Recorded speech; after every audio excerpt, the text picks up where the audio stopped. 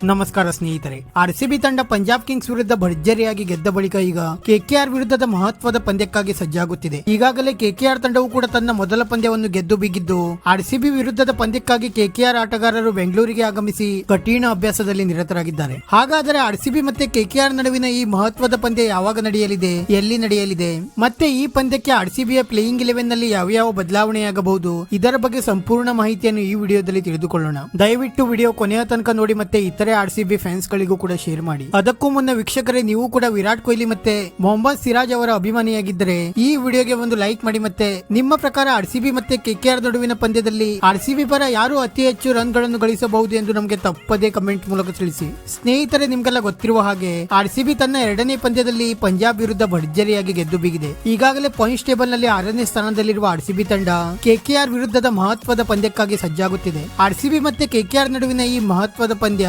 ನಾಳೆ 29 ಮಾರ್ಚ್ 2024ರಂದು ಬೆಂಗಳೂರಿನ ಚಿನ್ನಸ್ವಾಮಿ ಕ್ರೀಡಾಂಗಣದಲ್ಲಿ ನಡೆಯಲಿದೆ. ಈ ಪಂದ್ಯದ ಟಾಸ್ ಸಾಯಂಕಾಲ 7 ಗಂಟೆಗೆ ನಡೆದರೆ ಪಂದ್ಯದ ಮೊದಲ ಬಾಲ್ ಅನ್ನು 7:30ಕ್ಕೆ ಎಸೆಯಲಾಗುವುದು. ಆದರೆ ಕೆಕೆಆರ್ ತಂಡದಲ್ಲಿ ಬಲಿಷ್ಠ ಆಟಗಾರರಾದ ಸುನಿಲ್ ನಾರಾಯಣ್, ಆಂಡ್ರೆ ರಸಲ್, ರಿಂಕು ಸಿಂಗ್ ರಂತಹ ಘಟಾನುಘಟಿ ಆಟಗಾರರು ಇರುವುದರಿಂದ ಆರ್ಸಿಬಿ ತಂಡಕ್ಕೆ ಇವರ ವಿರುದ್ಧ ಗೆಲ್ಲುವುದು ಅಷ್ಟೊಂದು ಸುಲಭವಾಗಿರುವುದಿಲ್ಲ. ಮತ್ತೆ ಆಂಡ್ರೆ ರಸಲ್ ಮತ್ತೆ ಸುನಿಲ್ ನಾರಾಯಣ್ ಅವರು ಬೆಂಗಳೂರಿನಲ್ಲಿ ಸತತವಾಗಿ ಸ್ಫೋಟಕ ಬ್ಯಾಟಿಂಗ್ ಪ್ರದರ್ಶಿಸಿದ್ದಾರೆ. ಆದ್ದರಿಂದ ಇವರ ವಿರುದ್ಧವೂ ಕೂಡ ಆರ್ಸಿಬಿ ಬೌಲರ್ಸ್ ಗಳಿಗೆ ಎಚ್ಚರಿಕೆಯಿಂದ ಬೌಲಿಂಗ್ ಮಾಡುವ ಅವಶ್ಯಕತೆ ಇದೆ. ಮತ್ತೆ ಆರ್ಸಿಬಿ ತಂಡದಲ್ಲಿಯೂ ಕೂಡ ಈ ಪಂದ್ಯಕ್ಕಾಗಿ ಪ್ಲೇಯಿಂಗ್ 11 ನಲ್ಲಿ ಬದಲಾವಣೆ ಮಾಡುವ ಸಾಧ್ಯತೆಗಳಿದ್ದು, ಕ್ಯಾಮ್ರಾನ್ ಗ್ರೀನ್ ಅವರ ಬದಲಿಗೆ ಈ ಪಂದ್ಯದಲ್ಲಿ ವಿಲ್ ಜಾಕ್ಸ್ ಅವರಿಗೆ ಅವಕಾಶ ನೀಡುವ ಸಾಧ್ಯತೆಗಳಿವೆ. ಮತ್ತೆ ಅಲ್ಜಾರಿ ಜೋಸೆಫ್ ಅವರ ಬದಲಿಗೆ ಲೊಕ್ಕಿ ಫರ್ಗ್ಯೂಸನ್ ಅಥವಾ ರೀಸ್ ಟೋಪ್ಲಿ ಅವರಿಗೆ ಅವಕಾಶ ನೀಡುವ ಸಾಧ್ಯತೆಗಳಿವೆ. ಸದ್ಯ ಎರಡೂ ತಂಡಗಳು ಬೆಂಗಳೂರಿನಲ್ಲಿ ಕಠಿಣ ಅಭ್ಯಾಸದಲ್ಲಿ ನಿರತರಾಗಿದ್ದು, ಯಾರು ಈ ಪಂದ್ಯವನ್ನು ಗೆದ್ದು ಬೀಗುತ್ತಾರೆ ಎಂದು ಕಾದು ನೋಡಬೇಕಾಗಿದೆ. ವಿಡಿಯೋ ಇಷ್ಟ ಆಗಿದ್ದರೆ ಲೈಕ್ ಮಾಡಿ ಮತ್ತೆ ಚಾನೆಲ್ ಅನ್ನು ಸಬ್ಸ್ಕ್ರೈಬ್ ಮಾಡಲು ಮರೆಯಬೇಡಿ.